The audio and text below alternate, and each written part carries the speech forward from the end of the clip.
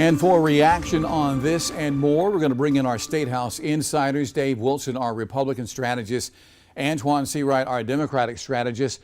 Antoine, let's talk about what chances this bill has of passing in the Senate. The House signing off on the early voting, the 2 weeks of early voting. What about the Senate? What are you hearing over at the State House? Well, I commend the House for the bipartisan effort in trying to expand and allow more opportunities for us to participate in South Carolina, very reflective of what some of the other states have done around the country. And it's a reverse of what some Republican-dominated states have done in terms of trying to curb or limit opportunities to vote. So I think it was historic. I want to commend the House leadership for doing that. Do I think it has a chance to pass in the Senate? Yes. Will the bill look like it came out of the House? I seriously doubt it.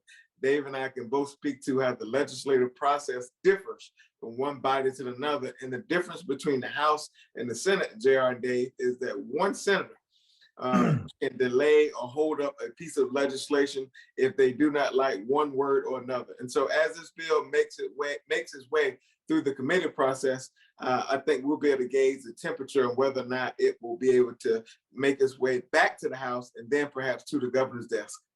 This is a big chance for election reforms to take place in South Carolina. It actually does open up more opportunities and allows us to have standardized voting across counties. And that's a real important thing, JR, that people want to be able to know that county by county by county, we've got a level of consistency. Antoine is right. There is a process that a bill has to go through. What's come over from the House, I can guarantee you, is not necessarily going to be what the Senate's back over. They're going to ruminate on this for a while. They're going to spend some time looking at it. They'll make some additions and changes, but you can be guaranteed we'll probably see election reforms happening before those spring primaries are coming up this June. I want to touch on something else that we reported on earlier this week, and that's the number of teacher vacancies. It is shooting up in the state of South Carolina, guys. Can lawmakers come up with more money in the state budget in order to retain teachers in the classroom, Dave? I think that they can. I think there's a lot of money, as Antoine will gladly take credit for from President Biden.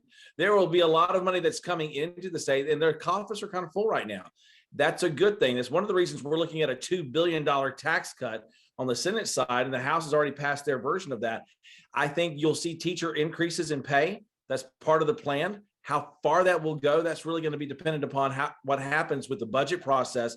Keep in mind, the House takes up the budget in 2 weeks, and that'll give us a real good barometer of where leadership is wanting to take the dollars in the state over this next year. There's an old familiar adage in politics, and I think it's applicable to most of our homes, is that show me your budget, I'll show you what you value. The reason why we have so many vacancies in the state is because we have not prioritized the priority in terms of those who educate the future of South Carolina, and that's our children. My sister's a principal down in Lexington School District 4 in Swansea, where I grew up. She spent the beginning parts of her career as an educator. So I saw firsthand and got to hear firsthand not only the workload and the responsibility that teachers have every single day, and sometimes spending more time with our students than their parents do. And so we must compensate them in a handsome way for the work that they do, but also it's bigger than just compensating teachers. We must give them the tools they need to be successful in the classroom.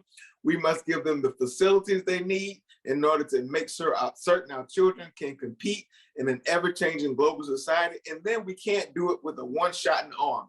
We have to make sure we continue to build on whatever we do to make the profession attractive again. And for me, I want to make sure the classrooms of South Carolina and the leaders in those classrooms look like the students in South Carolina from a demographic standpoint. And so that means a real concentrated effort on recruiting minority teachers into the classroom so that our students can feel, see, and touch someone who looks like them and shares the background and experiences they have. That recruitment process is going to be real important, JR, especially as we look at this going forward, because there has been quite a vacancy.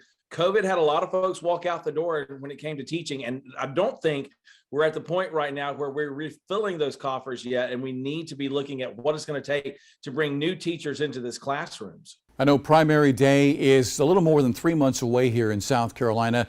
The redistricting controversy, the lawsuits filed. Guys, do you think we're going to move forward and the primary will take place on the day that's scheduled in June? Well, I think that's going to be up to the courts.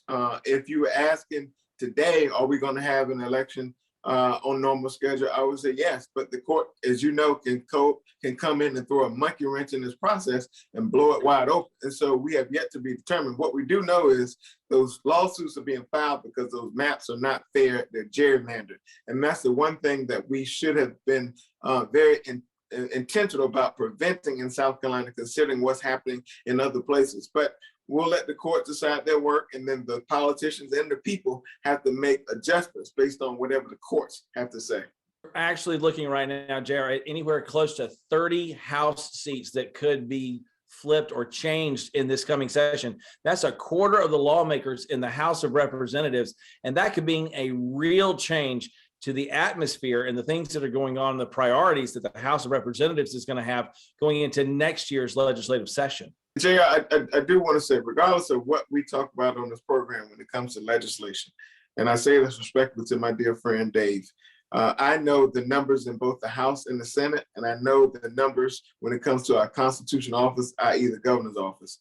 If the Republicans in the state want to prioritize any piece of legislation, whether it's the maps, whether it's voting, they have the ability to do so. The Democrats can fight, but we just don't have the numbers in order to put up a strong enough fight to block or stop anything. So when you hear us talk about policy, when you hear us talk about positions, just know you have to know who's in charge and who's making decisions. Dave, Antoine, as always, guys, thank you for your time.